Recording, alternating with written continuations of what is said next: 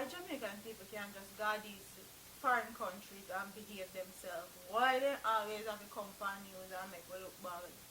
Like, why can't y'all just behave like honestly, truly? Take shame out of your eye, man. Jesus Christ.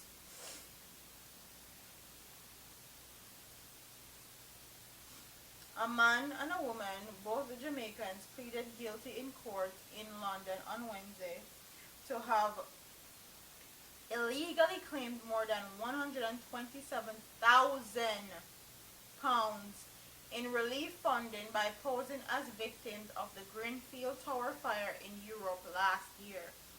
Elaine Douglas and Tommy Brooks got themselves put up in hotels by Kensington and Chelsea Council for almost a year before it was released that they were claimed to have been living at the time of the fire did not exist. The two Jamaicans, both in their early 50s, also attempted to benefit from a scheme granting all tower residents leave to remain in the UK for at least 5 years. Douglas stayed in the Radisson Blu in Kensington for 276 nights at the cost of just over €55,000 to the local authority, this while running up a room service bill of €267,035 European pounds. After claiming the quality of the food at the four-star hotel, she gained a prepaid credit card on which she amazed £11,000 in charges. She also benefited from the prepaid Oyster card to travel free of charge. Brooks also stayed at the Radisson Blu before being moved to another hotel, spending a collective total of 243 nights at two properties at a combined cost of more than £49,000 to the council. He also ranked up a room service bill of $276 along with charges of £9,000 on a prepaid card and likewise benefited from the free Oyster travel card.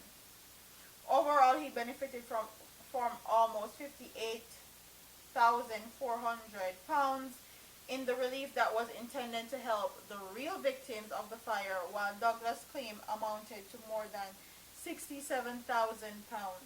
The two Jamaicans pleaded guilty to 2 counts of fraud by false pretense or false representation and 1 count of obtaining leave to remain in the UK by deception at Isleworth Crown Court.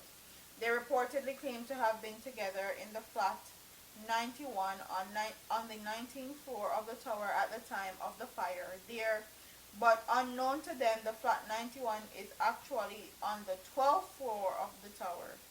Reports in court included an outline that the pair had managed to avoid immigration authorities in the UK for 16 years after entering the country illegally in the early 2000s. They have been remanded in custody for sentencing, which is scheduled for June 13.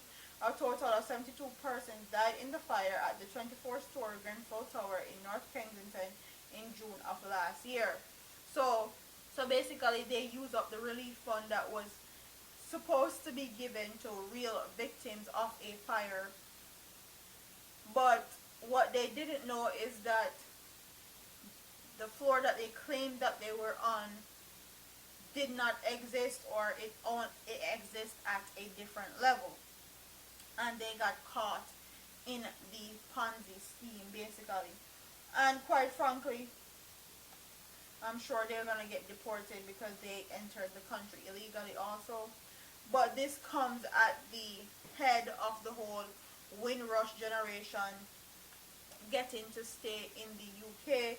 And if you guys don't know what happened to the Windrush generation, is the Windrush generation are Caribbean countries or Caribbean islanders that went to the United Kingdom to actually help, and they have been deported, and also their children who were born UK citizens they were trying to deport them to their parents' countries or where their parents were born, even though they were born in the UK. So it was a big hoopla, a big mess, and they sorted it out. So the Windrush generation and their children are now permanent residents or permanent citizens of the United Kingdom. But this comes on the heel of that, and all this does is make Jamaicans look bad, basically. This was relief that was supposed to give to real victims of a fire, and they took this money and these relief programs and used them up.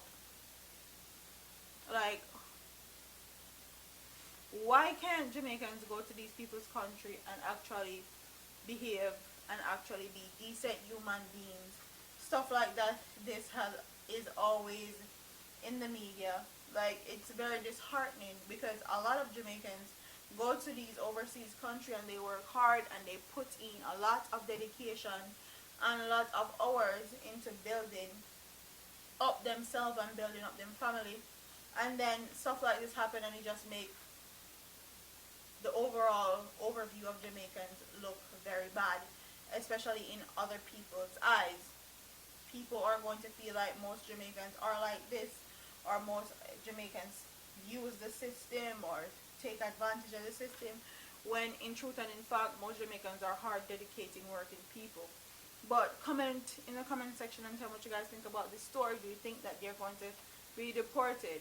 Do you think that they had a right to use up this relief fund because they were? Comment in the comment section and tell me what you guys think about this story. Don't forget to like, comment, share, and subscribe to your girl here on YouTube. I'm part of here, man. Deuces.